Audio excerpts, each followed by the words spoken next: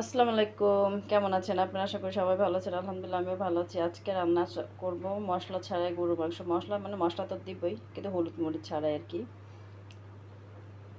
এই মাংসটা আপনি পোলাও দিয়েও খেতে পারেন, মাংসের পরোটা দিয়েও খেতে পারেন, ভাত দিয়েও খেতে পারবেন। খেতে কিন্তু দারুণ হয়।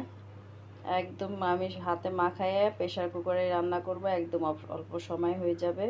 খেতেও মাশাল্লাহ অনেক ভালো লাগবে। চলেন যাই। তো এখানে আমি 3 কেজি গরুর মাংস নিছি। তো এখানে আমি কাঁচামরিচ গাছের গাছ থেকে কাঁচামরিচ ছিঁড়ে এনে সেটাকে ছেঁচে নিছি। এখানে আমি গরম মশলা, দারচিনি, এলাচ, স্টার সব মিক্স করে রাখছি, এখানে গোলমরিচ সহ। এখানে বড় বড় করে কিছু পেঁয়াজ কেটে নিছি, সব দিব আর কি। আর এখানে আস্ত বড় 2টা রসুনের কোয়া নিছি, এগুলো আস্তে দিয়ে দিব। সবই আমি আস্তে আস্তে দিচ্ছি, গরম মশলাগুলো দিয়ে দিচ্ছি। এখানে আমি 3.5 চামচের মতো আদা বাটা দিছি। দেখেন স্বাদ মতো আমি লবণ দিয়ে দিলাম। আমার কড়াই ওটা ছোটো ছিল, তাই আমি বড় কড়াইতে ঢেলে নিছি, লাড়তে সুবিধা হবে এই জন্য।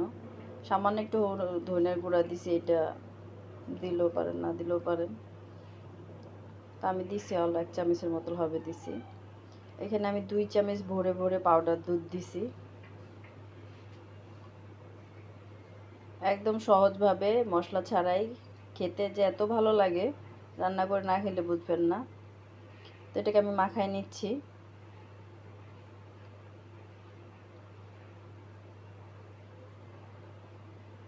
অনেকক্ষণ ধরে রেখেছি, একটু পানির নিচে ছেড়ে দিছে।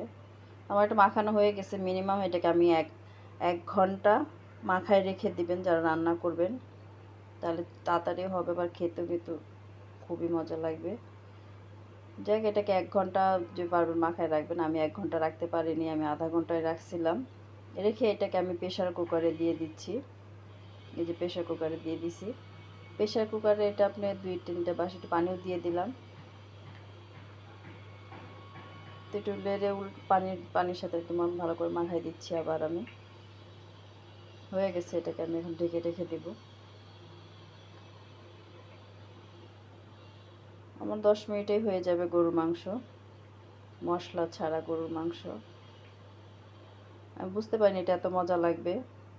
পরোটার সাথে সকালবেলা নাস্তা খেতে পারেন। আমার প্রেশার কুকার হয়ে গেছে, আমি এটাকে কড়াইতে ঢেলে নিছি, যেটা আপনাদেরকে দেখাইনি।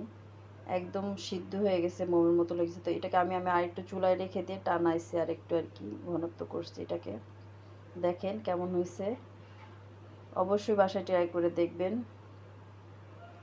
যদি ভালো লাগে আমাকে সুন্দর করে একটা কমেন্ট করবেন, প্লিজ একটা লাইক করে দিবেন। আপনারা লাইক করলে আমি খুশি হই, আর ভিডিও করার আগ্রহ বাড়ে আমার।